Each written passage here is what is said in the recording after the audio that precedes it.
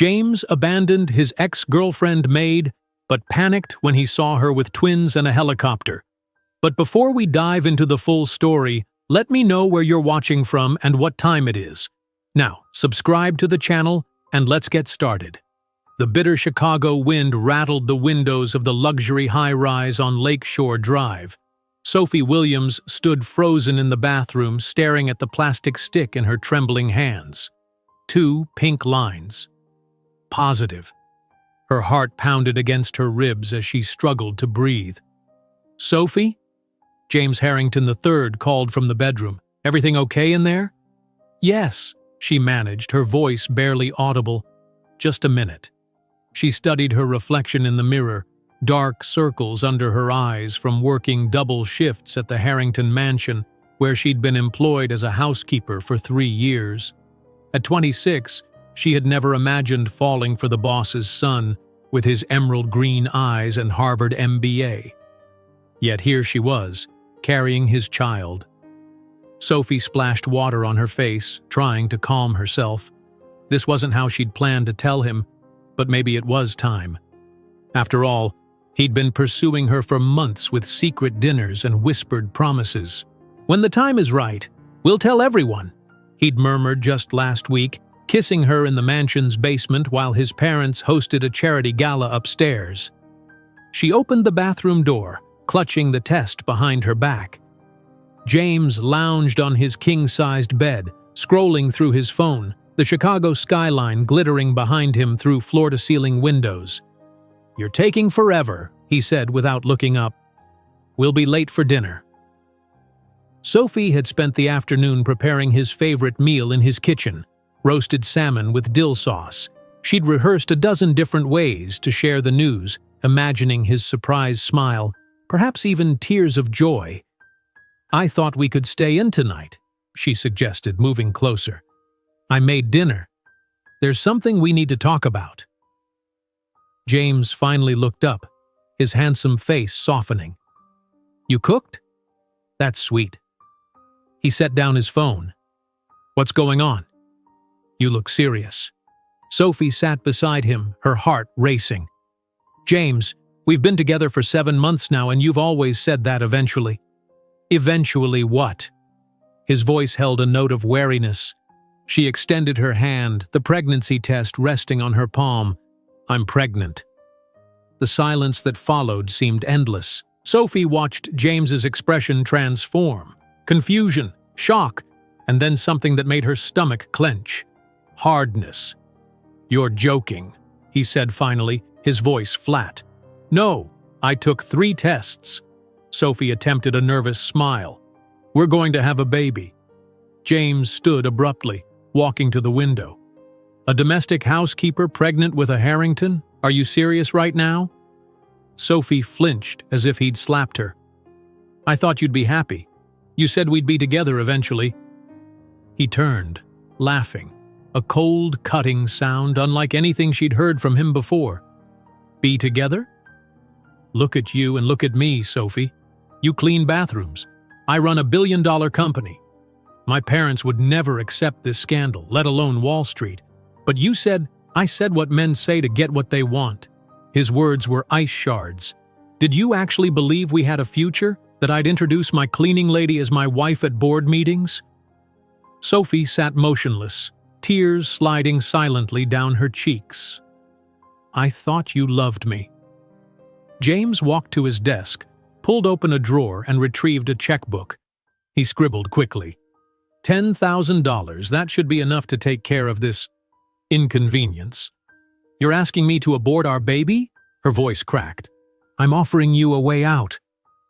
He tore the check from the book. "You'd never be enough for my world, Sophie. It would be like mixing water and oil, humiliating for both of us." "Humiliating?" Sophie whispered. "My lawyer will contact you. You'll sign a non-disclosure agreement. You'll never mention my name, never say I'm the father." He tossed the check onto the coffee table. "Be sensible. You have no education, no money, no connections. What could you possibly offer a child?" Sophie stared at the check, her tears falling freely now.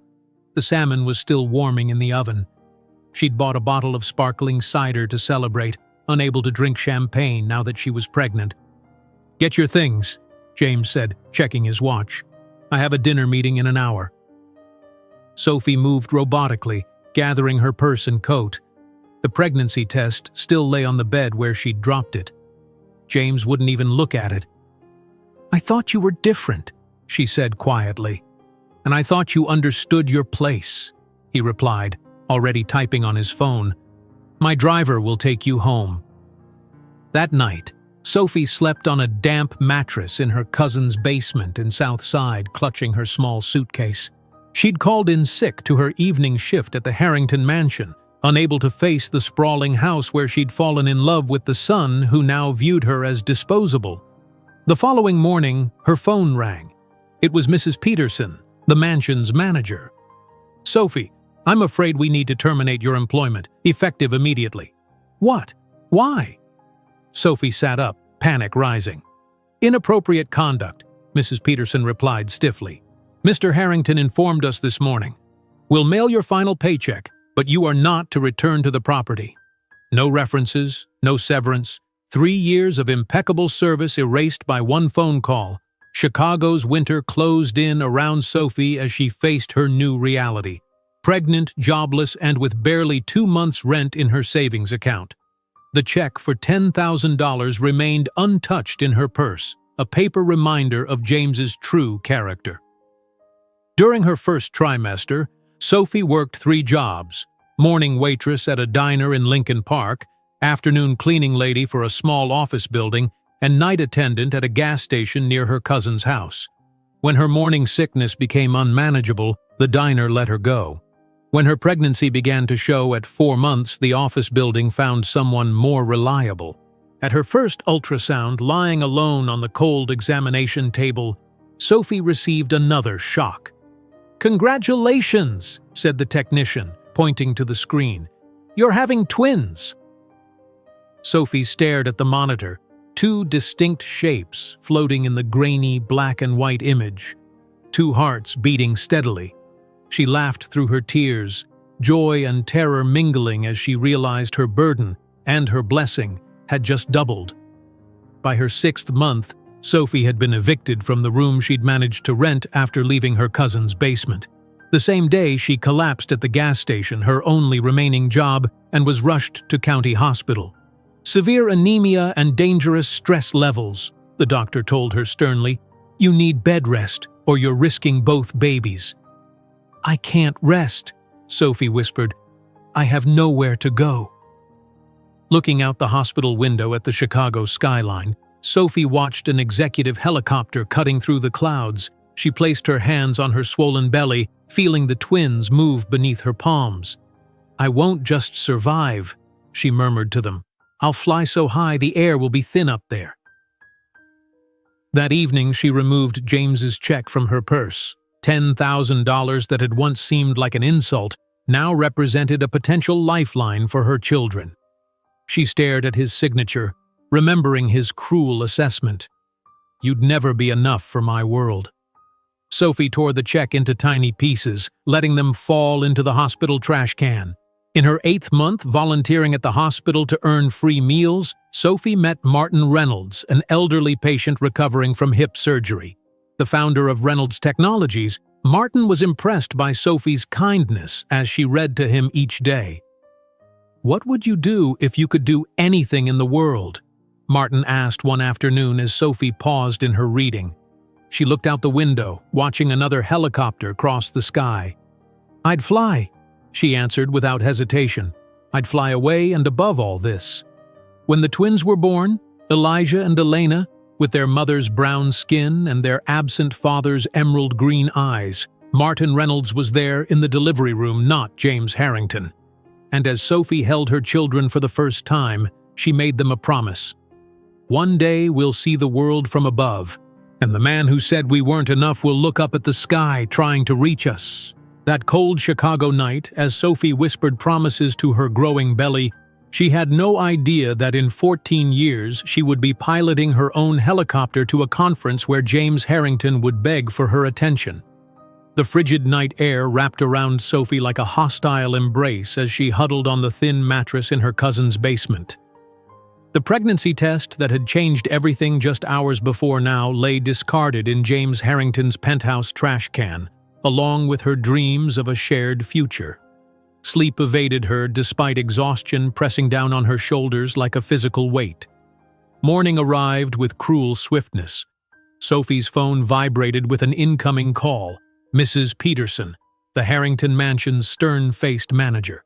"Your services are no longer required," the woman stated flatly. "Mr. Harrington has informed us of your inappropriate conduct." "Please," Sophie whispered, her voice breaking. "I've worked there for 3 years. My record is perfect." "The decision is final. Do not return to the property." The line went dead, leaving Sophie in silence. No references, no severance. 3 years of impeccable service erased with a single phone call. James had not only rejected her and their child, he had ensured she would struggle to find comparable employment. Within a week, Sophie's carefully constructed life unraveled. Her modest savings account would cover barely 2 months of rent. The $10,000 check from James remained folded in her purse, untouched, blood money she refused to spend. Chicago's winter wind howled outside as Sophie visited a small diner in Lincoln Park, her second job interview of the day. "Can you start tomorrow?" asked the manager, eyeing her skeptically. "Morning shift, 5 to noon?" "Yes, absolutely," Sophie nodded eagerly. "It's minimum wage plus tips," he warned, "and we need reliable people." By the end of her second week of pregnancy, Sophie had cobbled together 3 jobs: morning waitress at the diner, afternoon cleaning lady for a small accounting firm, and night attendant at a 24-hour gas station near her cousin's house. She slept 4 hours on good nights, her body already battling morning sickness that lasted all day. "You look terrible," remarked her cousin Denise one evening as Sophie stumbled in from her gas station shift at 2 in the morning. "This can't be good for the baby." "I don't have a choice," Sophie replied, removing her shoes with swollen feet. 18-hour workdays were already taking their toll. "I need to save enough before I start showing." The first trimester passed in a blur of exhaustion. Sophie found herself nodding off between tables at the diner, barely able to keep her eyes open as she scrubbed office toilets, fighting nausea under the fluorescent lights of the gas station. "We're going to have to let you go," the diner manager told her after she dropped her 3rd coffee pot in a week. "Customers are complaining." 1 job down. The remaining 2 barely covered her rent. In her 4th month, when her pregnancy began to show, the accounting firm found someone more reliable. Sophie stood in the snow outside the building, clutching her meager cleaning supplies, watching as her replacement, a young man with boundless energy, was shown around. "It's nothing personal," the office manager had assured her. "We just need someone who can move furniture for deep cleaning." 2 jobs down. Only the night shift at the gas station remained, the lowest paying of all 3. Sophie found a windowless room to rent in a run-down building in South Side. The landlord demanded cash up front and the room smelled of mildew, but it was shelter. Each night after her shift, she collapsed onto the narrow bed, too exhausted to even cry. At 16 weeks, Sophie scraped together enough money for her first prenatal visit at a community clinic. Lying alone on the cold examination table, her heart raced with anticipation and fear. "Let's take a look at your baby," said the technician, squeezing gel onto Sophie's growing belly. The grainy black and white image on the screen slowly came into focus. The technician's eyebrows rose. "Oh, congratulations," she said, pointing to the monitor. "You're having twins." Sophie stared at the screen, at 2 distinct shapes floating in the amniotic fluid, 2 hearts beating steadily. She laughed through sudden tears, joy and terror mingling as she realized her burden and her blessing had just doubled. "Twins," she whispered, touching the screen with trembling fingers. 2 babies. Alone in the examination room after the technician left, Sophie allowed herself to cry fully for the first time since that night in James's penthouse. How would she possibly provide for 2 children when she could barely support herself? The second trimester brought new challenges. Sophie's single remaining job barely covered rent, and her food budget shrank to near nothing. She began volunteering at the community hospital 3 days a week, ostensibly to gain healthcare experience, but primarily because volunteers received free meals in the cafeteria. At 6 months pregnant, her landlord pounded on her door at 7 in the morning. "You're out by the end of the week," he demanded. "No kids allowed in the building, it's in the lease." "Please," Sophie begged, "I have nowhere else to go. They won't arrive for another 3 months." "Not my problem," he replied, unmoved. End of the week. That same night, halfway through her shift at the gas station, Sophie's vision blurred. The fluorescent lights seemed to dim, the floor tilting beneath her feet. The last thing she remembered was a customer shouting as she collapsed behind the counter. She woke in County Hospital, an IV in her arm, and a fetal monitor strapped to her belly. "Severe anemia and dangerous stress levels," the doctor told her sternly, reviewing her chart. "Your iron is critically low and your blood pressure is concerning. You need bed rest or you're risking both babies." "I can't rest," Sophie whispered, panic rising. "I've been evicted. I have nowhere to go." The doctor's expression softened slightly. "There are programs for women in your situation. I'll have social services visit you tomorrow." Left alone in her hospital room, Sophie turned toward the window. Chicago's skyline glittered in the distance, cold and indifferent to her plight. A sleek black helicopter cut through the clouds, heading toward the financial district where men like James Harrington made decisions that affected thousands of lives without a second thought. Sophie placed her hands on her swollen belly, feeling the twins move beneath her palms, their movements stronger each day. "I won't just survive," she murmured to them. "I'll fly so high the air will be thin up there." That evening, she removed James's check from her purse. $10,000 that had once seemed like an insult now represented a potential lifeline for her children. She stared at his signature, remembering his cruel assessment. "You'd never be enough for my world." After a long moment, Sophie tore the check into tiny pieces, letting them fall into the hospital trash can. She would find another way. During her week-long hospital stay, Sophie began reading to an elderly patient in the room across from hers, a courtesy that started when she noticed the man struggling to hold his newspaper with arthritic hands. "The Chicago Tribune reports market gains for the 3rd consecutive week," she read aloud, sitting in the visitor's chair beside his bed. "Thank you, young lady," the man replied, his voice gravelly but kind. "These old eyes aren't what they used to be." His name was Martin Reynolds, she learned, founder of Reynolds Technologies and recovering from hip surgery. Despite his obvious wealth, he wore a simple hospital gown like everyone else and thanked the nurses by name. "What brings a young woman like you to visit an old man like me?" he asked on her 3rd day of reading to him. Sophie hesitated, then gestured to her pregnant belly. "Free hospital meals if I'm honest. I volunteer for food." Rather than judgment, Martin's eyes reflected understanding, resourceful. "I appreciate honesty." Each day, Sophie read to Martin, financial news, mystery novels from the hospital gift shop, even tech magazines that kept him connected to the industry he'd helped build. In return, he shared stories from his life, how he'd started Reynolds Technologies in his garage, the risks he'd taken, the failures before success. "What would you do if you could do anything in the world?" Martin asked one afternoon as Sophie paused in her reading. She looked out the window, watching another helicopter cross the sky, sleek and purposeful against the clouds. "I'd fly," she answered without hesitation. "I'd fly away and above all this." Martin studied her thoughtfully. "Why flying?" "Because in the air, no one can look down on you," Sophie explained. "Everyone is beneath you instead."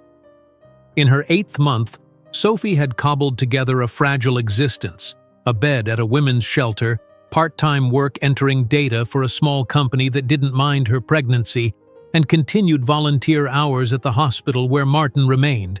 his recovery complicated by infection. When Sophie's water broke 3 weeks early, it was Martin who noticed her panic as she dropped his newspaper mid-sentence. "Nurse," he called, pressing his call button repeatedly.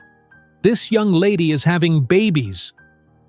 14 hours later, Sophie delivered healthy twins, Elijah and Elena, their tiny perfect faces a study in contrasts, her brown skin, James's emerald green eyes. As she held them for the first time, exhausted but triumphant, she was surprised to see Martin Reynolds being wheeled into her room by a nurse. "I hope I'm not intruding," he said, a small blue teddy bear in one hand, a pink one in the other. "Not at all," Sophie replied, tears of joy streaming down her face. "Would you like to meet Elijah and Elena?" While Martin Reynolds was there when the twins were born, James Harrington remained oblivious, his world untouched by the existence of his children. As Sophie cradled her babies in her arms, she made them a solemn promise. "One day, we'll see the world from above, and the man who said we weren't enough will look up at the sky, trying to reach us." While Martin Reynolds listened attentively to Sophie's seemingly impossible dreams, he couldn't have known he was planting the seeds for an empire that would one day rival his own business achievements. The steady beep of hospital monitors created a soothing rhythm as Sophie held her newborn twins in the maternity ward. Elijah and Elena, just 3 hours old, slept peacefully in her arms, unaware of the challenges that awaited them or the extraordinary journey that had brought them into the world. "They're absolutely perfect," Martin Reynolds said from his wheelchair beside her bed. The elderly businessman had insisted on being present for the birth, despite his own ongoing recovery. "Thank you for being here," Sophie whispered, tears welling in her eyes. "I never expected to have anyone with me today." Martin's weathered hand gently touched Elena's tiny head. "Sometimes family is found in the most unexpected places." The irony wasn't lost on Sophie. The billionaire founder of Reynolds Technologies had become her most steadfast supporter, while James Harrington, whose DNA these children carried, had offered $10,000 to erase their existence. 3 days later, as Sophie prepared to leave the hospital with the twins, panic gripped her. The women's shelter where she'd been staying couldn't accommodate newborns for more than 2 nights. Her meager savings wouldn't cover even the cheapest apartment deposit. "Ms. Williams?" A hospital administrator appeared at her door with a clipboard. "There seems to be a situation with your discharge plan. Could you come with me, please?" Heart-pounding, Sophie followed the woman down the corridor, the twins secure in their hospital bassinet. They entered a small conference room where Martin Reynolds sat waiting, impeccably dressed in a tailored suit despite his recent surgery. "Martin? What's happening?" Sophie asked, instantly concerned. "Please, sit down," he said, gesturing to a chair. "I have a proposition for you." The proposition, as it turned out, was life-changing. Martin offered Sophie a position as his personal assistant and a 2-bedroom apartment in the Reynolds Technologies employee housing complex. "I need someone intelligent who can read to me and organize my chaotic life," he explained. "And you need stability for these little ones. It seems like a fair exchange." "But I don't have any qualifications," Sophie protested. "I'm just a former housekeeper." "You have exactly the qualifications I need," Martin countered. "Intelligence, discretion, and the ability to handle multiple tasks while sleep-deprived. The twins have proven you've mastered that last one." 2 weeks later, Sophie and the twins moved into a modest but clean apartment in the Reynolds complex. The space wasn't luxurious, but it had reliable heating, hot water, and security, luxuries compared to her recent accommodations. Sophie's days quickly fell into a demanding routine. She arrived at Martin's office each morning at 8, twins in tow. While they napped in a portable crib beside her desk, she organized Martin's correspondence, read him industry reports, and scheduled his appointments. "You have the Norton meeting at 2, followed by the board call at 4, Sophie informed him one morning, 3 months into her employment. Elijah and Elena cooed quietly in their carrier, captivating every executive who entered the office. "How are you managing with these two?" Martin asked, nodding toward the twins. "We're surviving," Sophie replied with a tired smile. Dark circles rimmed her eyes, but determination shone through the exhaustion. "And your education plans?" Sophie had confided in Martin her desire to complete her GED, interrupted years ago when financial necessity forced her to start working full-time. "I've been studying after they fall asleep. The test is next month." "Good," Martin nodded approvingly. "Education is the one thing no one can take from you." Nights were the hardest. After the twins finally drifted off around 9, Sophie would spread textbooks across her small kitchen table, fighting to keep her eyes open as she studied math formulas and history dates. Some mornings, Martin would find her asleep at her desk, having arrived early to complete the studying she couldn't finish the night before. 6 months after the twins' birth, Sophie finally gathered the courage to tell Martin the full truth about their father. "James Harrington," Martin repeated thoughtfully after she'd finished her story. "Of Harrington Investments?" Sophie nodded, shame coloring her cheeks despite knowing she had nothing to be ashamed of. "He said I would never be enough for his world," she admitted quietly, "that I was just a housekeeper, that it would be like mixing water and oil." Martin's expression darkened with rare anger. "Then build a world where he wouldn't be enough for you." Those words became Sophie's mantra through sleepless nights and exhausting days. When the twins turned 1-year-old, Martin held a small celebration in his office. As executives sang "Happy Birthday," Sophie watched her children, now crawling energetically across the plush carpet with fierce pride. "They took their first steps yesterday," she told Martin later, showing him a video on her phone. "In my office," he chuckled.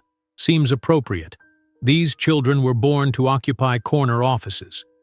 When Sophie received her GED certificate 3 months later, Martin surprised her by framing it and hanging it prominently in his office next to his own Harvard diploma. "This represents more determination than my fancy degree ever did," he told her when she protested the display. "You earned this while raising twins and working full-time. Harvard was a vacation compared to that." The twins grew quickly, learning to navigate Martin's spacious office before they could properly form sentences.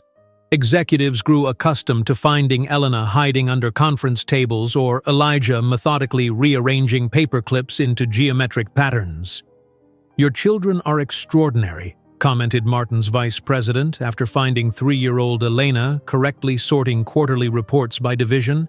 "They're absorbing this business environment like sponges."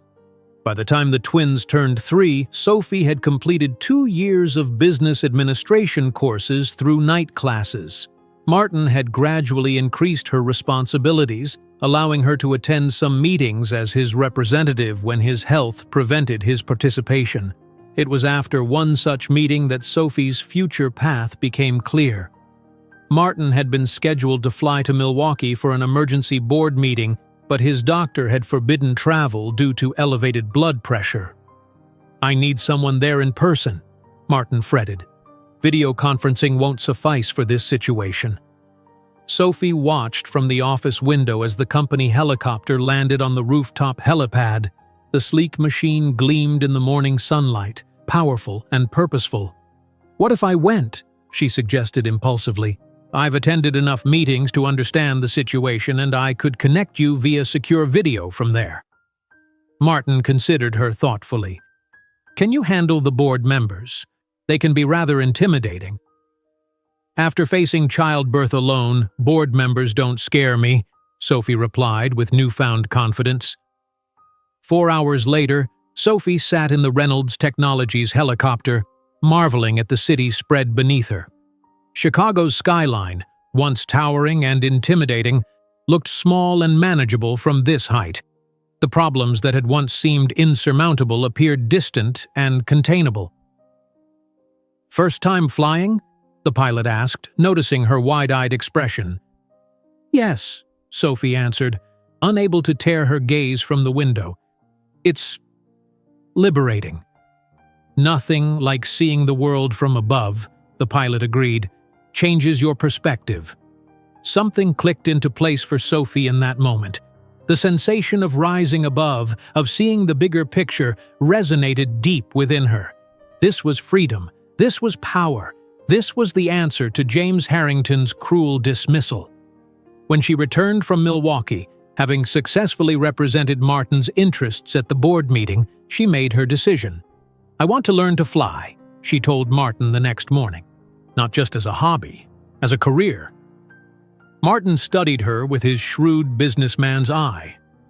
Because when you're in the air, no one looks down on you, Sophie explained, echoing her words from the hospital. You're the one controlling where you go. You're the one with the power. The twins played quietly nearby, now sturdy 3-year-olds with their mother's determination and their absent father's striking green eyes. "It won't be easy," Martin warned. "Pilot training is expensive and time-consuming." "I know," Sophie acknowledged, "but I need to show my children that we determine our own altitude in life." The next day, Martin called Sophie into his office. On his desk lay a large envelope. "Your enrollment in aviation school is paid for," he announced without preamble. "Classes start next month. We'll adjust your schedule here to accommodate your training." Sophie stared at the envelope, speechless. "Consider it an investment," Martin continued, "in you and those remarkable children." With trembling hands, Sophie accepted the envelope that would change the trajectory of her life. "I don't know how to thank you." "Succeed," Martin said simply. "That will be thanks enough." When Sophie held that envelope with her aviation school enrollment, she couldn't have imagined that in 10 years she would be known as the Queen of the Skies, commanding a fleet that would make even Martin Reynolds look on with admiration. The small envelope containing Sophie's aviation school enrollment felt like a talisman in her hands, heavy with promise and possibility. She stared at it, tears welling in her eyes as the reality of Martin's gift sank in. "Are you crying, Mommy?" Elena asked, tugging at Sophie's skirt, her emerald eyes, so like her absent father's, wide with concern. Sophie quickly wiped her tears. "Happy tears, sweetheart. Sometimes grown-ups cry when they're very happy." 4 years passed in a blur of exhaustion and exhilaration.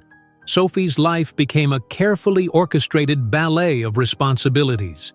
By day, she managed Martin Reynolds' corporate affairs, taking notes in board meetings and translating complex financial documents into concise briefings. By night, she studied aerodynamics, navigation systems, and meteorology until her eyes burned. The precious hours in between belonged exclusively to Elijah and Elena, now 7 years old and increasingly curious about the world. "Mommy, why do you never sleep?" Elijah asked one night, finding Sophie at the kitchen table at 2 a.m, flight manuals spread before her. "Because dreams don't work unless you do," she answered, kissing his forehead and sending him back to bed. Sleep became a luxury Sophie could rarely afford. 5 hours a night became her maximum, often less. Dark circles shadowed her eyes, but a new confidence straightened her spine. Each small victory, each test passed, each flight hour logged, was another step away from the woman James Harrington had dismissed as not enough. In the flight simulator, Sophie displayed natural aptitude that surprised her instructors. "You have exceptional spatial awareness," her flight instructor commented after watching her navigate a particularly challenging scenario. "Some people train for years and never develop the instincts you already possess." Sophie didn't mention that her instincts had been honed by years of navigating the precarious terrain of poverty while pregnant, of calculating exactly how many diapers she could afford before the next paycheck, of stretching meals to ensure the twins never went hungry even when she did. When Sophie finally sat in the cockpit for her first solo flight, hands steady on the controls as she lifted the helicopter from the ground, the sensation of freedom nearly overwhelmed her. Chicago spread beneath her. The same city that had once seemed so cold and impenetrable now lay at her command. She could see the Harrington building from the air, a gleaming tower that had once represented everything beyond her reach. "How does it feel?" The instructor's voice crackled through her headset as she completed her first perfect landing. "Like I've finally found home," Sophie replied, unable to stop smiling. The twins watched from behind the safety line, cheering wildly as their mother emerged from the helicopter. They had grown up in corporate offices and hangars, their education as unconventional as it was comprehensive. Elijah, quiet and analytical like Sophie, had already developed an impressive understanding of mathematics by watching the flight engineers calculate fuel requirements and weight distributions. Elena, fiercely charismatic, could charm information from the most reserved executives, absorbing business strategies through osmosis. "Did you see how Mommy made the helicopter dance?" Elena asked excitedly as Sophie rejoined them. "It wasn't dancing, it was precision piloting," Elijah corrected, though his pride was equally evident. Mommy maintained perfect control of the cyclic and collective throughout the maneuver. Sophie marveled at their vocabulary, so advanced for 7-year-olds. While other children played with toys, hers attended board meetings and discussed profit margins. Martin Reynolds observed Sophie's progress with the satisfaction of a good investment paying dividends. When she received her commercial pilot's license, he presented her with a vintage bottle of champagne. "To new horizons," he toasted, eyes twinkling with pride, and to proving certain people catastrophically wrong. Sophie began flying occasional corporate trips for Reynolds Technologies, transporting executives to regional meetings while continuing her assistant duties. In the air, she listened carefully to their conversations, absorbing lessons about mergers, acquisitions, and market expansion that no business school could provide. Between flights, Sophie developed a vision that grew clearer with each passing month. The corporate aviation market was dominated by companies focusing on private jets, overlooking a crucial niche. "Everyone concentrates on long-distance travel," she explained to Martin one evening as they reviewed quarterly reports in his office. "But executives waste hours in traffic between downtown meetings and airports. Helicopters solve that problem." "Go on," Martin encouraged, setting aside the reports. "Time is the only resource billionaires can't buy more of," Sophie continued, warming to her subject. "We could sell them precious minutes by offering premium helicopter service between urban centers, not just transportation and experience." Martin studied her thoughtfully. "You're describing a helicopter charter service?" "No," Sophie shook her head. "A lifestyle company that happens to use helicopters. Exclusivity, efficiency, and exceptional service that makes clients feel like the center of the universe." The twins, now familiar fixtures in Martin's office, looked up from their homework. Elijah was calculating flight patterns between Chicago skyscrapers while Elena sketched logos for imaginary companies. "It sounds like a solid concept," Martin admitted, "but starting an aviation company requires significant capital." "I know," Sophie acknowledged. "I'm not ready yet, but someday." When Martin suffered a mild heart attack during a tense board meeting 3 months later, Sophie's theoretical plans were suddenly thrust into practical application. Without hesitation, she took control of the situation, directing the emergency response while simultaneously calming panicked board members. During Martin's 2-week recovery, Sophie seamlessly assumed many of his responsibilities, running operations with such efficiency that several board members noted the smooth transition. "Ms. Williams conducted the quarterly investors' call with remarkable poise," commented the chief financial officer. "The markets responded positively despite Reynolds' absence." Martin, monitoring company affairs from his hospital bed, watched with undisguised pride as Sophie navigated complex negotiations and strategic decisions. When she organized an emergency video conference with international partners, coordinating across 5 time zones with flawless precision, the board members who had once viewed her as merely Reynolds' assistant began regarding her with new respect. "She has the same vision Martin had at 30, remarked one director to another after Sophie presented a compelling analysis of market opportunities in emerging economies. Late one night, after the twins had fallen asleep surrounded by textbooks and diagram papers, Sophie sat at her small desk sketching ideas for a logo. The name had come to her during her last flight, as she'd watched the clouds from above rather than below. "Skybound aviation," she murmured, testing how it sounded. She drew a sleek, stylized helicopter silhouette with golden wings. Beneath it, in elegant script, she added the tagline, "Beyond Limits." The sketch represented more than a business concept. It embodied Sophie's promise to her children and herself that they would rise above circumstances, expectations, and limitations, above James Harrington's cruel dismissal. When Martin returned to work, he found Sophie's sketch on his desk, placed there not as a request, but as a declaration of intent. "Skybound aviation," he read aloud, examining the design. "Ambitious." "Too ambitious?" Sophie asked, watching his reaction carefully. Martin smiled, the expression warming his lined face. "Nothing is too ambitious for someone who mastered helicopter piloting while raising twins and running half my company."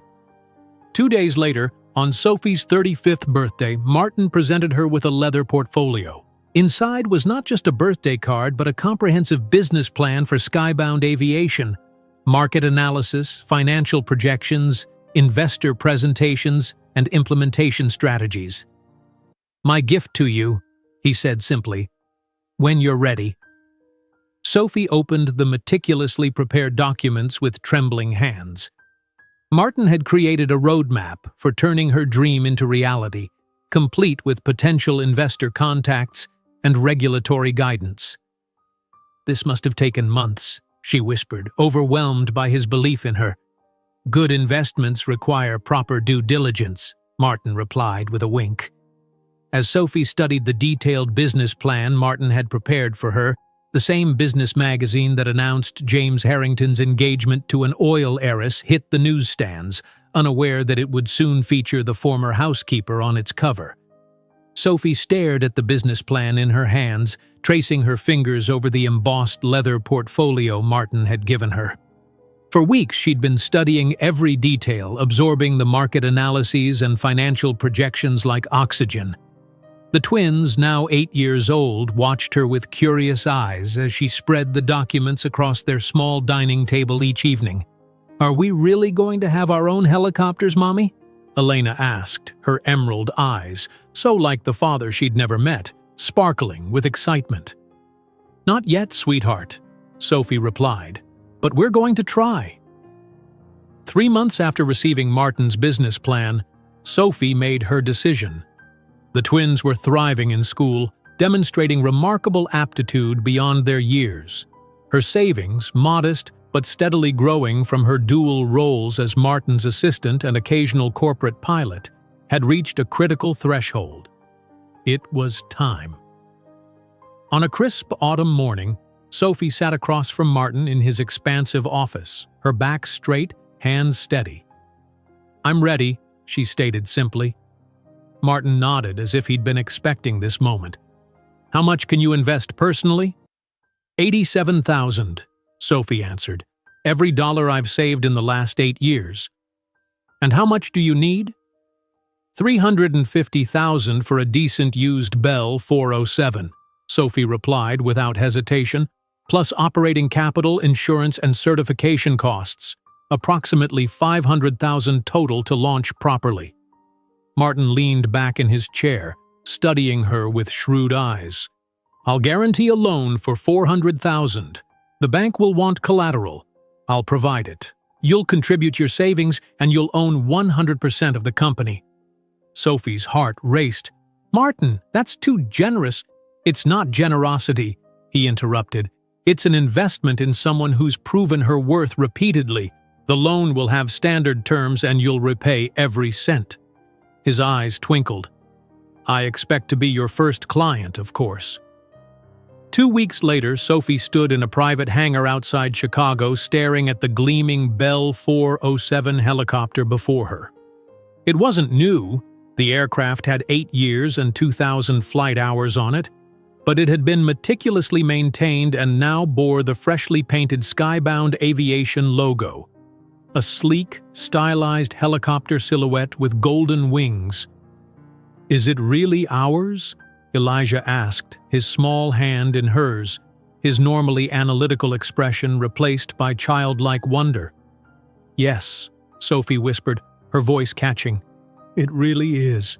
Her hands trembled slightly as she signed the final purchase papers, officially becoming the owner of both the helicopter and Skybound Aviation LLC. The twins helped clean every inch of the aircraft that weekend, Elijah calculating fuel consumption rates while Elena carefully applied the gold leaf details to the company logo on the door. "This is where we'll put the passengers' names," Elena declared, pointing to a spot beneath the door handle. "So they feel special, like movie stars." The first month of operations tested every ounce of Sophie's resolve. She had secured a small office space at a regional airport and established an online booking system, but the phone remained stubbornly silent most days. The few clients who did call often balked at her rates, despite them being competitive with other charter services. "People trust established names," Sophie explained to the twins one evening as they sat in their small office, all three making cold calls from a list of potential corporate clients. "We have to prove ourselves." Elijah and Elena had become fixtures in the fledgling business, doing homework in the back of the helicopter between flights, using the engine's hum as background music for their studies. They attended every client meeting, impressing executives with their poise and articulation. By the second month, Sophie had calculated that without new clients, their operating capital would last barely 2 more months. The loan payments loomed, and doubt began to creep in during sleepless nights. "Perhaps I was foolish," she confessed to Martin during a rare moment of vulnerability. "Maybe James was right. Maybe this world isn't for someone like me." "That," Martin said firmly, "is precisely the kind of thinking that ensures failure. You've survived far worse than a slow business launch." Sophie redoubled her efforts, attending every business networking event in Chicago, distributing elegantly designed cards while enduring the skeptical looks that greeted the female pilot. She crafted a unique service approach, focusing on personalized attention rather than mere transportation. At one networking breakfast, a potential client asked pointedly, "Why should I choose Skybound over established operators like Executive Air or Charter Elite?" Sophie smiled, unfazed. "Because for them, you're just another client code in their system. For Skybound, you're our entire focus. When you fly with us, you're not buying transportation. You're buying time, privacy, and the certainty that your needs come first." Slowly, clients began to book second flights, then refer colleagues. Sophie's impeccable service and exceptional piloting skills generated quiet buzz among Chicago's executive class. A few loyal clients emerged, providing just enough revenue to keep operations running, if barely profitable. Then came the snowstorm that changed everything. A massive winter system shut down O'Hare International Airport, stranding thousands of travelers, including Maxwell Porter, CEO of Vertex Pharmaceuticals. Porter was desperate to reach downtown Chicago for a merger signing that would either make or destroy his company's future. "Every charter company has refused to fly in this weather," Porter's assistant explained desperately over the phone. "Mr. Porter is willing to pay triple your normal rate if you can get him from Milwaukee to Chicago." Sophie studied the weather radar carefully. The storm was severe but had clear pockets between bands. With precise timing and careful navigation, a skilled pilot could manage it. "I'll be in Milwaukee in 40 minutes, she decided. "Have him ready." The twins watched with wide eyes as Sophie prepared for the flight. "Is it dangerous, Mommy?" Elena asked quietly. Sophie knelt before her children. "There's risk, but I've calculated it carefully. Sometimes the most important opportunities come disguised as impossible challenges." The flight through the snowstorm required every bit of Sophie's skill and concentration. Wind buffeted the helicopter mercilessly. Visibility dropped to near zero at times, and ice threatened to form on the rotors. Yet Sophie navigated with precision, finding the safer air corridors between storm bands, maintaining constant communication with air traffic control. Porter, initially tense and skeptical of the small charter company, watched Sophie's confident handling of the aircraft with growing respect. When they landed safely on the helipad atop Chicago's Vista Tower, the pharmaceutical CEO was visibly impressed.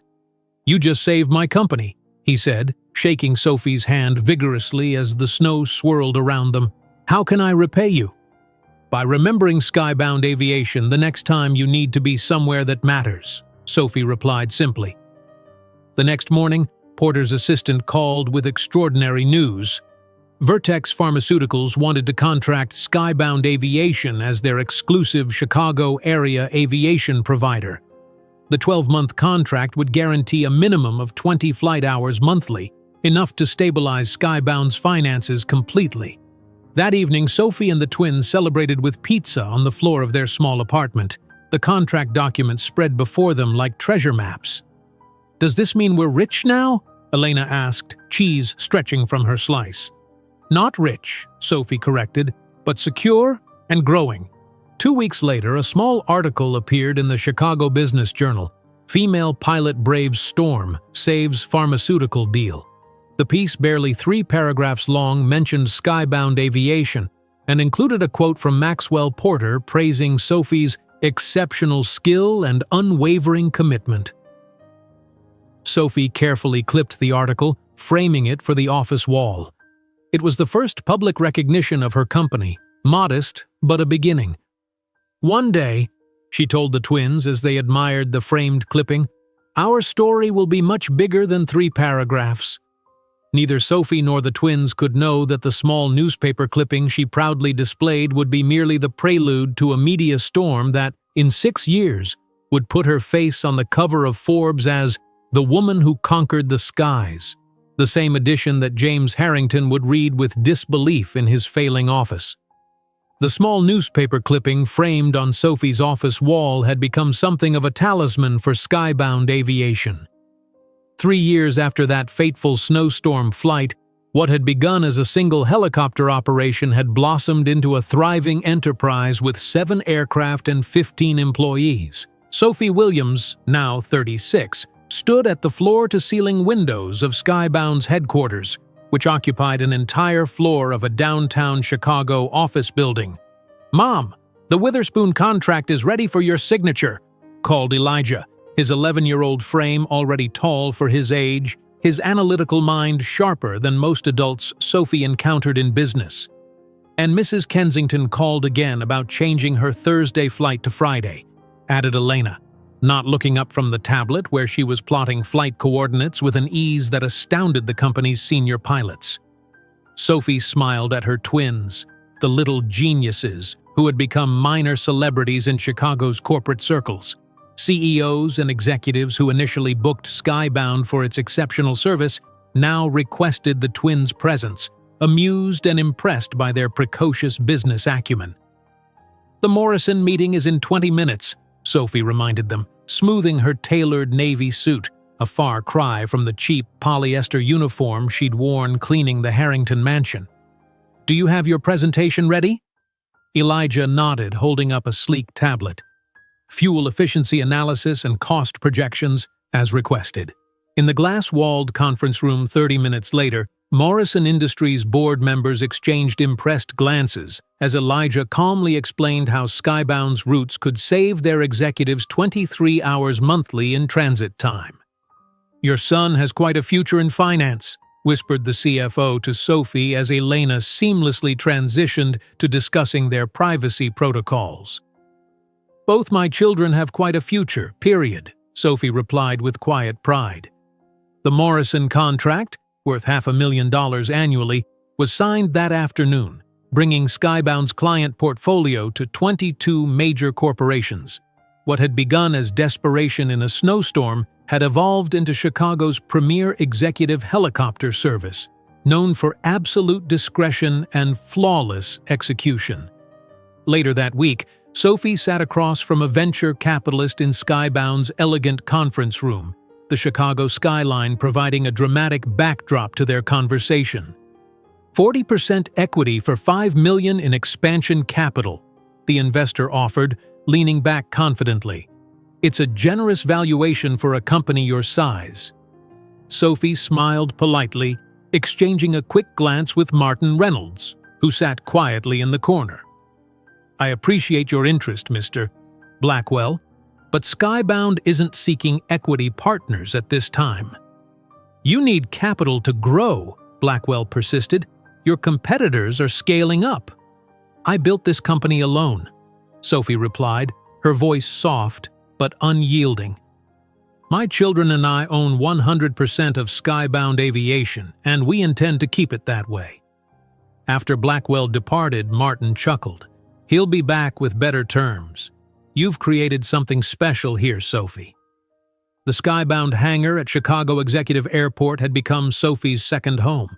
7 helicopters now bore the company's distinctive gold-winged logo, 3 Bell 407s for urban transport, 2 larger Sikorsky S-76 for longer flights, and 2 luxurious Airbus H-130s for VIP clients. Sophie walked the hangar floor each morning, personally inspecting every aircraft before operations began. Her maintenance team had standing orders. Each helicopter must be immaculate, from the hand-stitched leather seats to the polished control panels. The difference between good and exceptional is in the details, she often reminded her staff. Our clients aren't paying for transportation, they're paying for perfection. One afternoon, Sophie found Elijah hunched over his laptop in the operations office, surrounded by the company's senior pilots. He's developed a flight optimization program, explained Chief Pilot Harrison with undisguised admiration. It factors in weather patterns, air traffic congestion, and fuel consumption to generate the most efficient routes. I've been flying for 20 years and never seen anything like it. Elijah looked up, his expression earnest. It will reduce our annual fuel costs by 17% if implemented correctly. That same week, Elena burst into Sophie's office during a budget meeting, her excitement impossible to contain. Mom, I've been thinking, she announced, oblivious to the executives around the conference table. What if we offered helicopter tours for ultra-high net worth individuals, not just transportation between meetings, but experiences, Grand Canyon sunset flights, Manhattan skyline tours, Napa Valley wine expeditions? The executives exchanged amused glances at the 11-year-old's interruption, but Sophie recognized the brilliance immediately. Experience packages, she mused, expanding beyond pure business transportation. 2 days later, Sophie sat in her office reviewing the business news on her tablet when a Bloomberg headline caught her eye. Harrington Investments faces liquidity challenges after Phoenix development failure.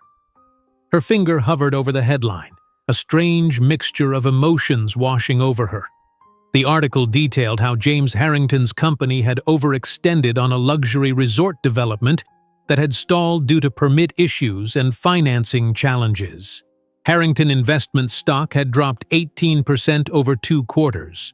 Sophie closed the article without reading further, unsettled by her own reaction. Not satisfaction at his troubles, but a complex discomfort she couldn't quite name. Martin found her staring out the window later that afternoon. Something troubling you? I saw that Harrington Investments is struggling, she admitted. I don't know how to feel about it. Don't waste energy feeling anything, Martin advised. James Harrington is irrelevant to your story now. Focus on outpacing him, not watching him stumble. 2 weeks later, Sophie attended the National Aviation Expo in Las Vegas, where she negotiated the purchase of 2 new luxury helicopters to accommodate Elena's experience packages concept. During a financing discussion with a banker, an unexpected name surfaced. Interesting timing, the banker remarked casually. Harrington is seeking financing for a resort development in the same Colorado location you're considering for your luxury helicopter tours. Sophie kept her expression neutral. Is that so? Their proposal crossed my desk last week. beautiful property near Aspen, but their numbers seem optimistic given their recent troubles. With a single phone call to her contacts in Colorado Zoning Commission, Sophie could likely delay or derail James's project. The commission chairman owed Skybound a favor after Sophie had evacuated his family during last year's forest fires. One suggestion about environmental concerns would trigger reviews that could stall the project for months. That evening, alone in her hotel room, Sophie stared at her phone, the chairman's number on the screen. Her finger hovered over the call button as she considered the power she now held. Power to inflict the same kind of damage James had once inflicted on her. After a long moment, Sophie set the phone down and instead called her operations team. "We're proceeding with the Colorado expansion as planned," she instructed. "The view is better from above, and I won't be distracted by ground-level concerns." Upon returning to Chicago, Sophie found the twins waiting with an unexpected question. "Mom," Elena began hesitantly during dinner in their now spacious downtown apartment, "why don't we ever talk about our father?" Sophie set down her fork, sensing the moment she'd always known would come. "What made you think about that now?" "Kids at school talk about their dads," Elijah explained. "We know we have one biologically, but you never mention him." Sophie took a deep breath, choosing her words carefully. "Your biological father made a choice before you were born. He chose not to be part of our lives." "Did he know about us?" Elena pressed, her green eyes, so like his, searching Sophie's face. "Yes," Sophie answered honestly. "He knew, and he decided he didn't want to be involved." "Did he not like us?" Elena's voice was small. "He never knew you," Sophie clarified, reaching for her daughter's hand. "His decision had nothing to do with you and everything to do with him. He chose not to be part of something extraordinary." "Are we extraordinary?" Elijah asked, his analytical mind seeking confirmation. Sophie smiled at her children, these remarkable beings who had grown up in boardrooms and hangars, who could calculate flight patterns and negotiate contracts before they'd learned to ride bikes. "Yes," she said firmly. "We built something extraordinary without him, and that was his loss, not ours." While Sophie signed the contract for 2 new luxury helicopters, she didn't know that her decision to focus on her own growth rather than sabotage James would create the perfect scenario for the encounter that would change both their trajectories 8 years later, in a sky much higher than either could have imagined. And that was his loss, not ours. Sophie's words lingered in the air as she tucked her children into bed that night, unaware that those same words would echo across a conference hall 4 years later, reshaping destinies once again. The sleek black helicopter with gold detailing descended gracefully toward the Denver skyline, the morning sun glinting off its polished exterior. Inside the cockpit, Sophie Williams, now 40, adjusted her headset while effortlessly guiding the aircraft toward the private helipad atop the Four Seasons Hotel. Her Skybound aviation uniform, navy with gold accents, fit her perfectly, a far cry from the ill-fitting housekeeping uniforms of her past. "Mom, we're going to be late for check-in," Elena called from the passenger compartment, now a poised 14-year-old with her mother's confidence and her absent father's striking emerald eyes. "Impossible to be late when we own the hotel, darling," Sophie replied with a smile, executing a perfect landing. Behind Elena, Elijah looked up from his tablet where complex algorithms scrolled across the screen. "The registration deadline is 11:30, regardless of ownership status," he noted, precise as always. 4 years had transformed Skybound Aviation from a promising regional operator into an aviation powerhouse. The company now boasted 35 aircraft, helicopters and private jets, serving the most discerning clientele across North America.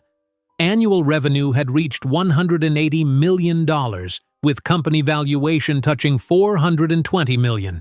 Sophie Williams, once dismissed as a mere housekeeper, now commanded boardrooms with the quiet authority that came from building something extraordinary. The Skybound headquarters occupied a gleaming tower in downtown Chicago, the company logo, now recognized throughout the industry, dominating the skyline. The twins had grown up in that rarefied atmosphere of corporate success, learning mathematics by calculating flight distances and physics by observing aerodynamics in action.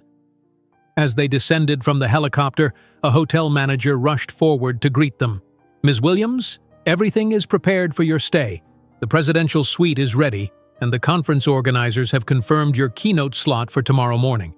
Sophie nodded graciously. "Thank you, Jeffrey. Has Mr. Reynolds arrived yet?" "Not yet, ma'am. His jet is scheduled to land within the hour." Martin Reynolds, now 78 but still sharp as ever, had become more than a mentor. He was family, the grandfather the twins had never otherwise known. His unwavering belief in Sophie had been rewarded beyond his wildest expectations as Skybound grew from a single helicopter to an aviation empire. In the presidential suite, Elijah immediately connected his tablet to the room's system, projecting tomorrow's presentation onto the wall. "I've updated the projections for the real estate division," he announced, highlighting a complex chart. "Based on current market trends, the integrated heliport properties should generate 43% higher valuations compared to standard luxury developments." At 14, Elijah had already developed proprietary algorithms that the company's senior analysts regularly consulted. His ability to process complex datasets and identify patterns had proven invaluable as Skybound expanded beyond aviation into strategic real estate investments. "The Aspen property renderings came in," Elena added, swiping through stunning architectural designs on her tablet. "I suggested they adjust the helipad orientation for better sunset views during landings." While Elijah inherited Sophie's analytical precision, Elena possessed natural business instincts that belied her age.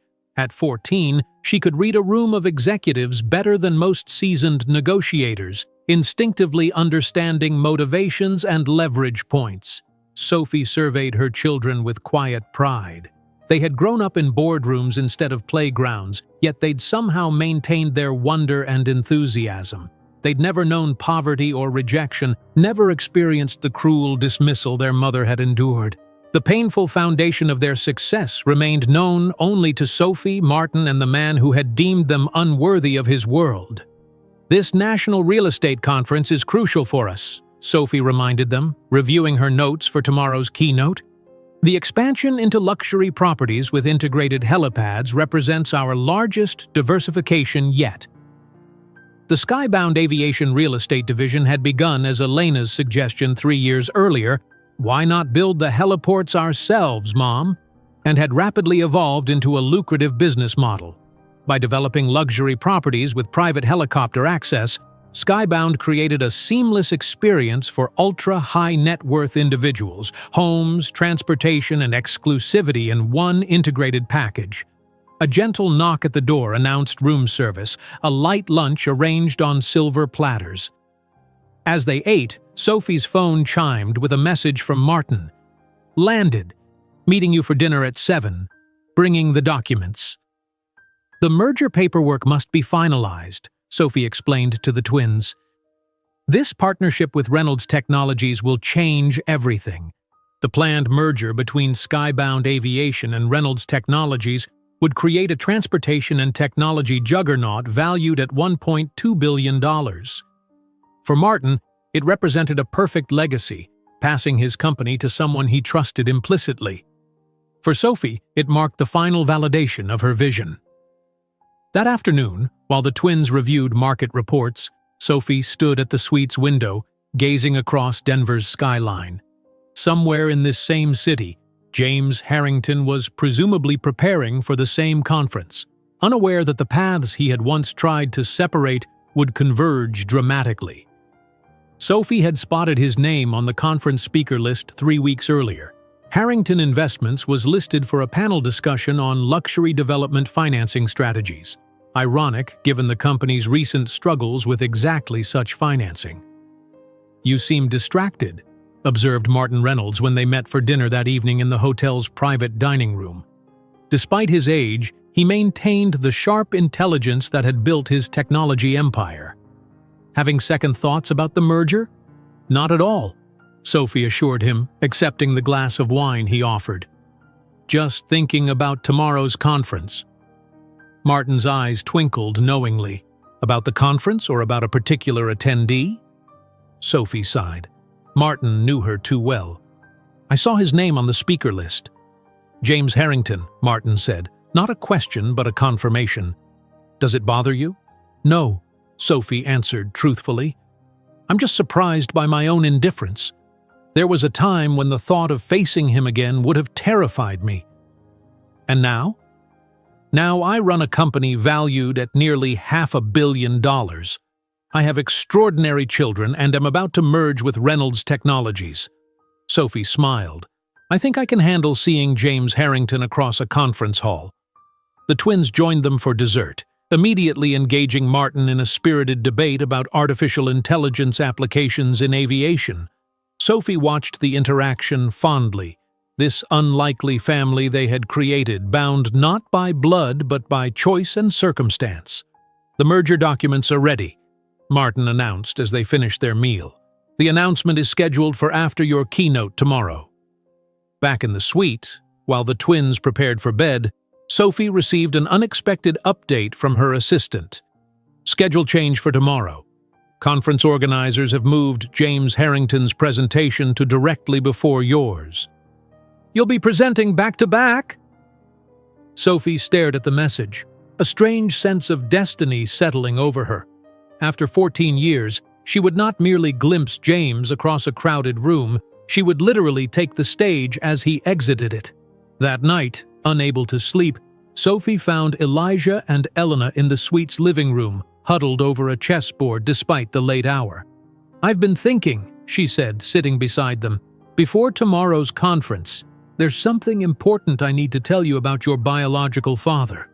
The twins looked up, surprised by the sudden broaching of this rarely discussed topic.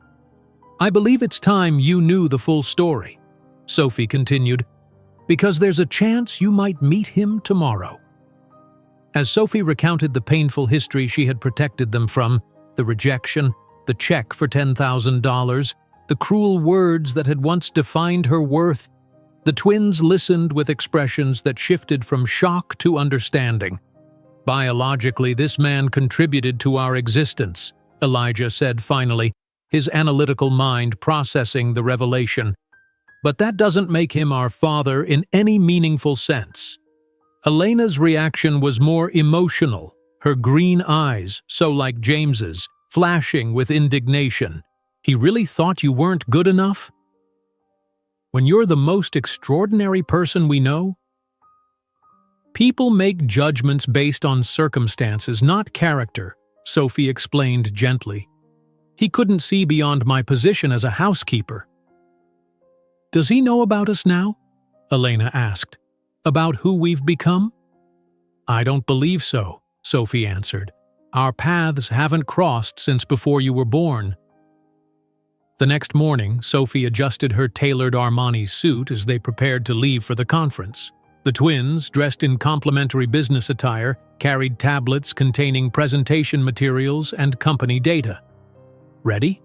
Sophie asked, though the question encompassed far more than the conference ahead. "We were born ready," Elena replied with a confidence that made Sophie smile. As the skybound helicopter lifted off from the hotel helipad, carrying them toward the convention center where destiny awaited, none of the Williams family imagined that the next 48 hours would not only eclipse James Harrington's company, but also seal his financial fate with a single business meeting.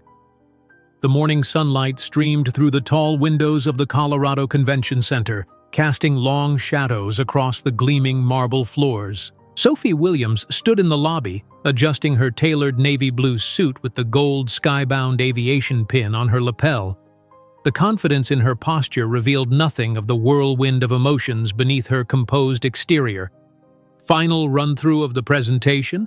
Elijah asked, tablet in hand, his tall frame already showing hints of the man he would become.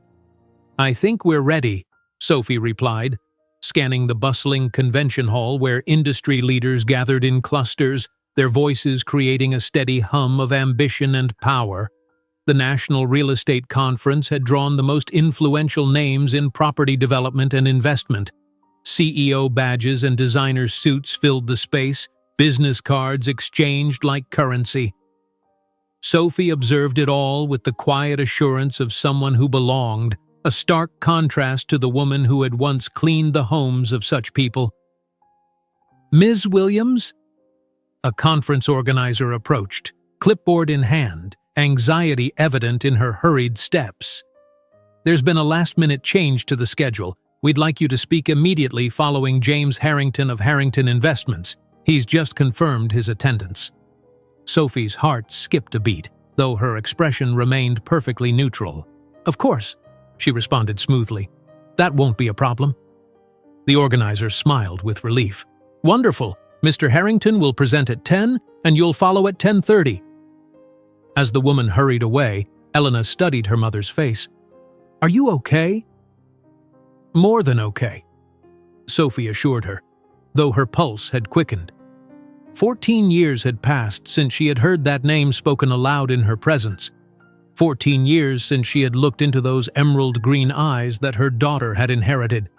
They made their way to the main presentation hall, finding seats in the front row reserved for featured speakers. The room filled rapidly, executives and investors taking their places, laptops open, expectations high. "I'm bored already," Elena whispered, glancing around at the sea of suits. "That man in the gray looks like he might fall asleep before the first slide." Sophie smiled, despite her tension. "Focus, Elena. These boring people represent billions in potential investment." At precisely 10 o'clock, the conference moderator approached the podium. "Ladies and gentlemen, our next speaker is the CEO of Harrington Investments, a leader in luxury real estate development for over 3 decades. Please welcome James Harrington." Sophie sat perfectly still as James walked confidently onto the stage. At 45, he remained handsome, his hair now touched with distinguished silver at the temples, his posture impeccable in a bespoke charcoal suit. Yet subtle signs of strain showed in the tight lines around his mouth, the slight shadows beneath his eyes, marks of recent business difficulties that no expensive tailoring could conceal. "Good morning," James began, his voice carrying the same polished authority Sophie remembered. "It's a pleasure to share Harrington Investments' vision for the future of luxury real estate." As he launched into his presentation, Sophie observed him with clinical detachment. His slides displayed renderings of an ambitious resort development, though the financial projections seemed optimistic given the company's recent setbacks. Investors in the audience exchanged skeptical glances, several checking their phones during his explanation of funding structures. "And that's why Harrington Investments remains committed to the future of luxury real estate," James concluded with his practiced smile. "Thank you for your time." The applause was polite but restrained, the tepid response of a room not quite convinced. "And now," announced the moderator, "we have the honor of welcoming a visionary in the executive aviation sector whose company has revolutionized how business leaders travel. Please welcome Sophie Williams, CEO of Skybound Aviation." James froze halfway to the steps. His confident stride faltered as his eyes scanned the room, finally landing on Sophie as she rose gracefully from her seat. For one electric moment, their gazes locked, shock and recognition flashing across his features while cool determination settled over hers. As Sophie passed James on the stairs to the stage, she offered only a brief professional nod. He remained motionless, his attention suddenly captured by the teenagers in the front row, particularly the girl with the striking green eyes identical to his own.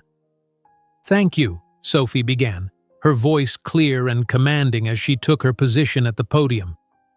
Skybound Aviation began with a simple premise. While some build toward the sky, we decided to conquer it. From his seat in the audience, James watched, transfixed. The woman who had once cleaned his parents' mansion now commanded the stage with authority, discussing aircraft acquisition strategies and market expansion with effortless expertise. The same woman he had dismissed as insufficient now detailed her fleet of 35 aircraft and her company's upcoming move, the acquisition of a private jet company for $95 million. The audience that had been checking emails during James's talk now leaned forward, captivated. Investors who had seemed skeptical minutes before were now taking extensive notes, nodding with appreciation at Sophie's precise analysis of market opportunities. By integrating private heliports into luxury properties, Sophie continued, we're not just selling transportation or real estate, we're offering the ultimate luxury: time. The most precious resource that even billionaires cannot purchase more of. James's eyes kept drifting to the teenagers in the front row. The boy was clearly calculating something on his tablet, his focused expression reminiscent of Sophie's. The girl was watching her mother with undisguised pride, occasionally scanning the room as if assessing potential clients. When Sophie concluded her presentation, the applause was immediate and enthusiastic. Investors surrounded her as she descended from the stage, business cards extended, questions flowing. James stood at a distance, observing the scene with a mixture of disbelief and dawning comprehension. During the networking lunch that followed, he maneuvered through the crowd, working his way toward Sophie's table. She sat among admirers, the twins flanking her like young executives rather than teenagers. "Sophie," James said quietly when he finally reached her. "I had no idea." She turned, her professional smile never wavering. "James Harrington. What a surprise." "Could we speak privately?" he asked, his voice lower than intended. "I'm afraid I'm quite busy," she replied, glancing at her platinum watch. "I have a meeting with the Reynolds Technologies board in 15 minutes. "Reynolds? Martin Reynolds?" James paled visibly. "You work with him?" "Actually, he's my primary investor and mentor, as well as godfather to my children." As if on cue, Elijah and Elena approached the table. "Mom, Mr. Reynolds is already in the conference room," Elijah informed her, his voice carrying the precision of someone twice his age. James stared at the teenagers, unable to tear his gaze away from features that mirrored his own. "Elijah, Elena, this is James Harrington of Harrington Investments," Sophie introduced calmly. "Mr. Harrington, my children." "Pleasure to meet you," James stammered, extending a trembling hand. Elena shook it briefly, her assessment coolly professional. "Your presentation was interesting, but your numbers on Denver real estate appreciation seem overly optimistic given current market trends." James blinked, disconcerted by the accurate analysis delivered in a voice so young yet so confident. "If you'll excuse us," Sophie said, gathering her materials. "We have business to attend to." As Sophie and the twins walked away, James remained rooted in place, watching the family he had rejected 14 years earlier navigate the room with ease, receiving nods of respect from the same business elite who had barely acknowledged his presentation. During the evening reception, James observed from across the room as Sophie conversed animatedly with Martin Reynolds and other industry giants. News spread quickly through the event. Skybound Aviation and Reynolds Technologies would announce a historic merger, creating the largest executive transportation company in the country. Fortified by 3 whiskeys, James approached Sophie again as she stood momentarily alone near the bar. "We need to talk about the children, Sophie," he insisted, his voice urgent. She raised an eyebrow. "Children? They're 14 years old, James." "I know they're mine." "Correction, they were yours. Now, they're simply my children. I have rights." "Rights?" Sophie laughed, drawing glances from nearby guests. "Let me remind you of your exact words. You'd never be enough for my world. Well, I've created my own world, James, one in which you are completely irrelevant." While Sophie watched James's face as her carefully aimed words found their mark, she didn't know that their exchange was being observed by others, an observation that would elevate their private history into a public spectacle by the following morning. "Rights?" Sophie laughed, drawing glances from nearby guests. "Let me remind you of your exact words. You'd never be enough for my world." "Well, I've created my own world, James. one in which you are completely irrelevant." Her words hung in the air between them, sharp and precise as a surgeon's scalpel. James flinched visibly, his confident facade cracking just enough to reveal the panic beneath. "The twins deserve to know their father," he pressed, lowering his voice as he noticed the curious glances from nearby executives. "They deserve a father who wanted them from the beginning," Sophie countered, her voice steady despite the emotions churning beneath her composed exterior. "Not one who shows interest only after discovering their net worth." Across the elegant ballroom of the Denver Grand Hotel, the gala dinner for the National Real Estate Conference was in full swing. Crystal chandeliers cast a warm glow over tables dressed in white linen, where the most powerful names in business dined on gourmet fare. At the center table, clearly visible to all, sat Martin Reynolds with Elijah and Elena. The three of them engaged in animated conversation with the CEOs of 3 Fortune 500 companies. James followed Sophie's gaze to that table. "They're extraordinary," he admitted, a note of genuine wonder in his voice. "How did you... they're so... impressive, articulate, successful?" Sophie supplied. "Yes, they are. Without a single contribution from you." Before James could respond, a waiter approached with a message card on a silver tray. "Ms. Williams, Mr. Reynolds requests your presence at the main table. The announcement is scheduled in 20 minutes. Sophie nodded. "Please inform him I'll be right there."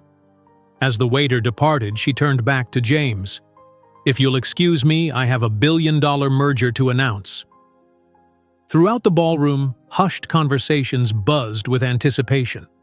Word had spread quickly about the impending announcement between Skybound Aviation and Reynolds Technologies. Investment bankers huddled in corners, frantically calculating the market implications. Tech reporters positioned themselves strategically for the best photos. As Sophie crossed the room toward Martin and the twins, she maintained perfect composure, though she could feel James's eyes following her every step. The contrast between them couldn't have been more stark. Sophie in her tailored Versace gown, radiating confidence and success, while James remained by the bar, his once impeccable suit now seeming slightly worn at the cuffs, his expression haunted. "Everything all right?" Martin asked quietly as Sophie took her seat beside him. At 78, his eyes retained their shrewd perception.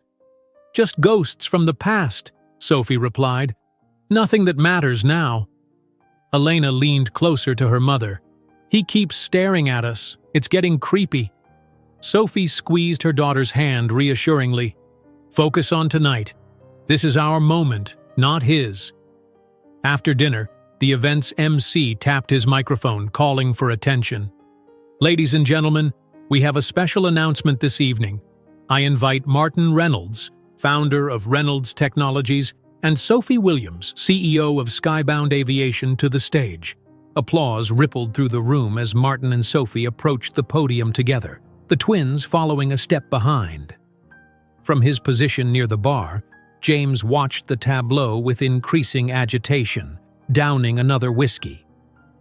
"Tonight, I'm delighted to announce the merger of Reynolds Technologies and Skybound Aviation," Martin began, his voice strong despite his age.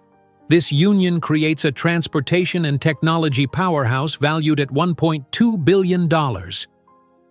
Cameras flashed as Martin continued, detailing how the merger would revolutionize executive travel through integrated technology solutions.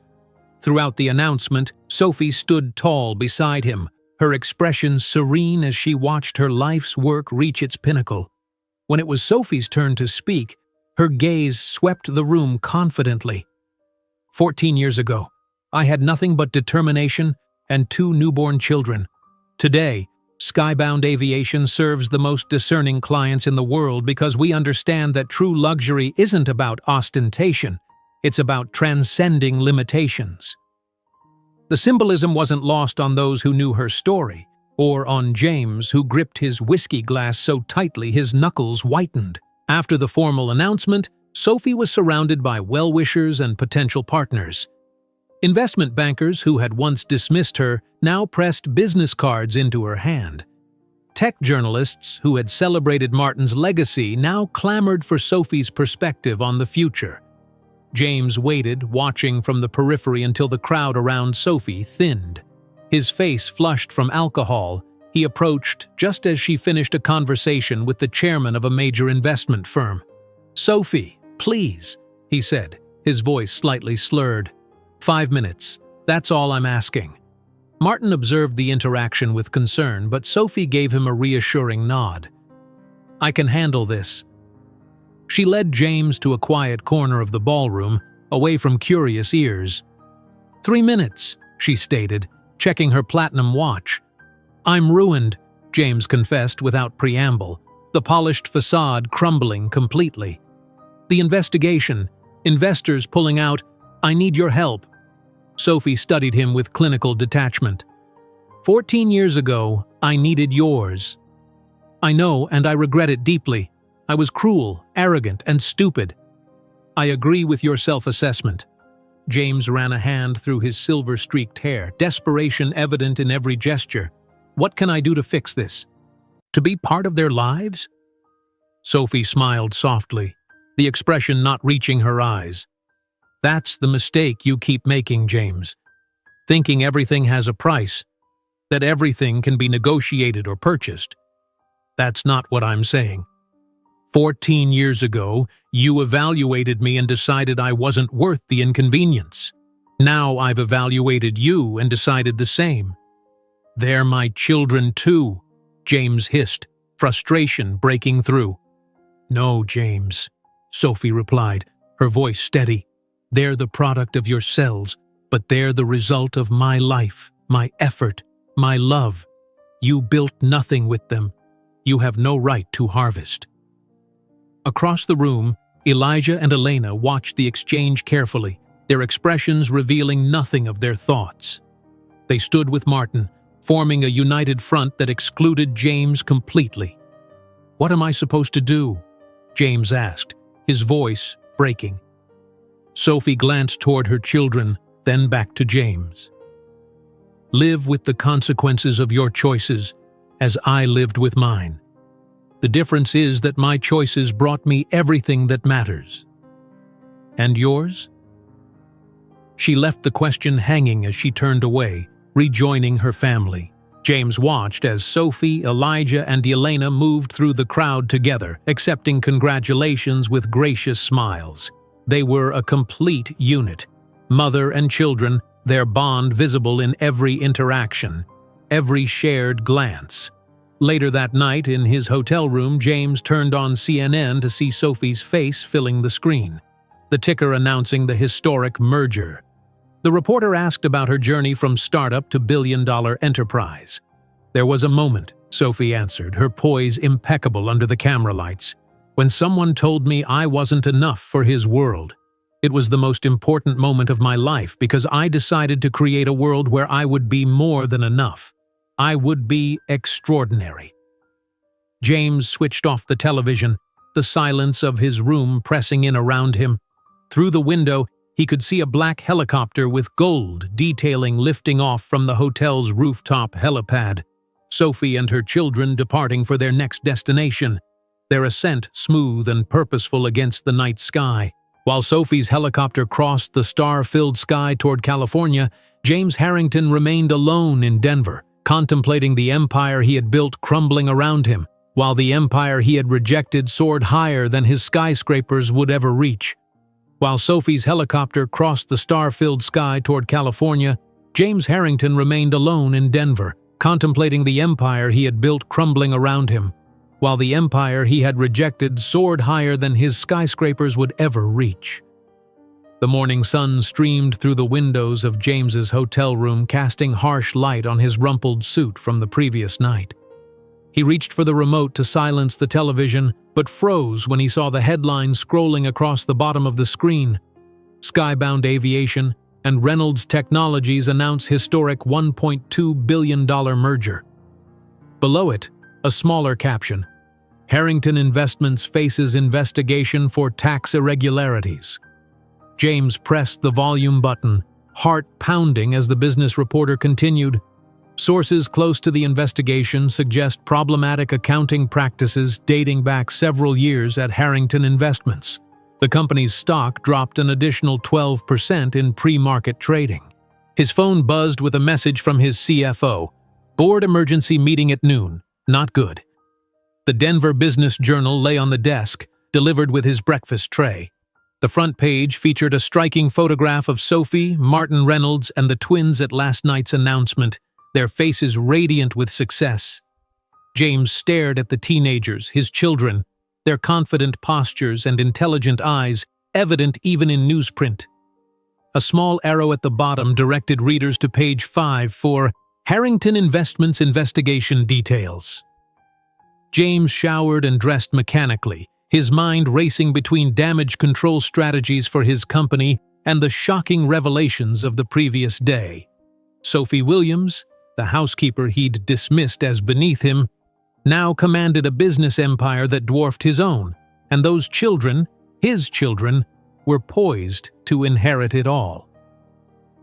2 floors above in the presidential suite, Sophie sat with Elijah and Elena at the breakfast table, the same newspaper spread before them.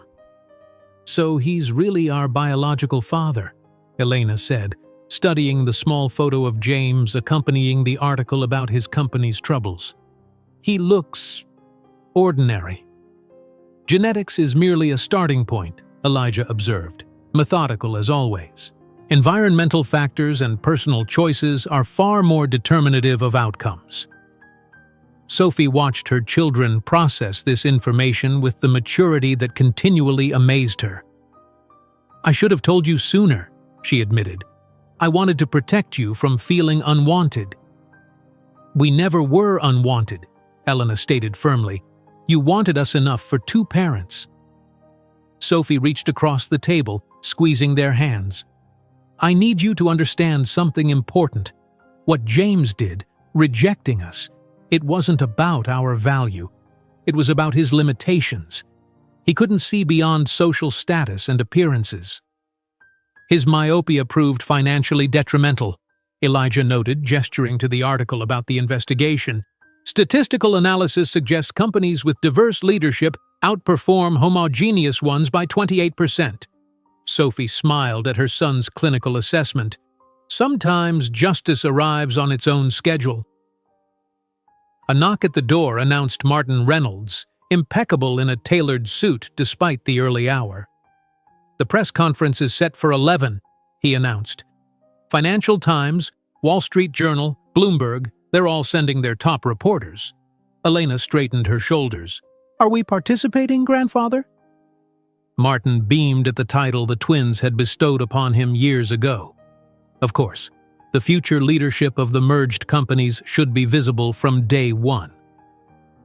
As Sophie prepared for the press conference, her assistant's phone call brought unexpected news. "Ms. Williams, Mr. James Harrington is in the lobby. He's insisting on seeing you, carrying flowers." "Flowers?" Sophie repeated incredulously. "Lilies," the assistant confirmed. "He says he has a partnership proposal." Sophie exchanged glances with Martin, who raised an eyebrow. "Desperate men make desperate moves," he observed. "Tell him I'm unavailable," Sophie instructed, then hesitated. "No, wait. Let the twins decide if they want to meet him." Elijah and Elena listened carefully as Sophie explained the situation. After a brief private consultation, they nodded in unison. "We're curious," Elena admitted, "from a purely anthropological perspective." Downstairs, James paced the lobby, a bouquet of white lilies clutched in his hand. The same flowers he'd once bought for Sophie when pursuing the housekeeper he'd never intended to keep. His tie was slightly askew, his normally perfect appearance showing subtle signs of distress. "Mr. Harrington?" The assistant approached with professional coolness. "Ms. Williams is unavailable at the moment." "Please," James insisted, his voice betraying his desperation. "I need to speak with Sophie. I have a proposal. A partnership between our companies could benefit us both." "Partnership?" Elena's voice came from behind him. James turned to find both teenagers observing him with unsettling intensity. Our mother mentioned you might approach us." James stared at his children, these remarkable strangers who carried his blood but none of his influence. I'd like to get to know you better," he managed. "I'm your father and—" "Biologically speaking," Elijah corrected, adjusting his glasses. "According to the sociological definition of fatherhood, which involves presence, care, and emotional support, you don't qualify." James flinched as if struck. "I made a terrible mistake," he admitted, his voice breaking. "But I can make it up to you. I have so much to offer." "Like what?" Elena challenged, her green eyes, his eyes, narrowed with skepticism. "Money? We have more than enough. Connections? We've known Fortune 500 CEOs since birth. What exactly do you think was missing from our lives?" James stood speechless before these teenagers who dissected his motives with ruthless precision. "We understand the concept of remorse," Elijah continued, his tone clinical. "But we also understand opportunism. Harrington Investments stock has fallen 22% this week. You need connections with Reynolds Technologies more than we need you." At that moment, Sophie emerged from the elevator, immaculate in a designer suit, the skybound pin gleaming on her lapel. The contrast between them was stark. Sophie radiating success and confidence, James rumpled and desperate. "Children, the jet is ready," she announced, then noticed James. "Mr. Harrington, Sophie, please, 5 minutes." She consulted her watch. 3. They moved to a quiet corner of the lobby, privacy an illusion amid the curious glances of hotel staff who had recognized the business celebrities in their midst. "I'm ruined," James confessed without preamble. "The investigation, investors pulling support, I need your help." Sophie studied him with clinical detachment. 14 years ago, I needed yours. I know and I deeply regret how I treated you. I was cruel, arrogant, and foolish. I agree with your self-assessment." James ran a hand through his hair, desperation evident. "What can I do to fix this, to be part of their lives?" Sophie smiled softly. "That's the mistake you keep making, James. Thinking everything has a price, that everything can be negotiated or bought. That's not what I'm saying. 14 years ago, you evaluated me and decided I wasn't worth the inconvenience. Now I've evaluated you and decided the same. They're my children too. No, James. They're the product of your cells, but they're the result of my life, my effort, my love. You built nothing with them. You have no right to harvest. What am I supposed to do then?" His voice cracked with genuine anguish. Sophie looked toward her children, who stood waiting by the door, their expressions revealing nothing of their thoughts. "Live with the consequences of your choices as I lived with mine," she answered quietly. "The difference is that my choices brought me everything that matters. And yours?" She walked away, rejoining Elijah and Elena. Together they exited the hotel to the waiting car that would take them to their private jet. James watched through the lobby windows as the sleek black helicopter with gold skybound lettering lifted from the rooftop helipad minutes later, carrying Sophie's executive team. That evening, alone in his hotel room, James watched Sophie's CNN interview about the merger. The reporter asked about her extraordinary journey. "There was a moment," she answered, her composure perfect under the bright lights, "when someone told me I wasn't enough for his world. It was the most important moment of my life because I decided to create a world where I would be more than enough. I would be extraordinary."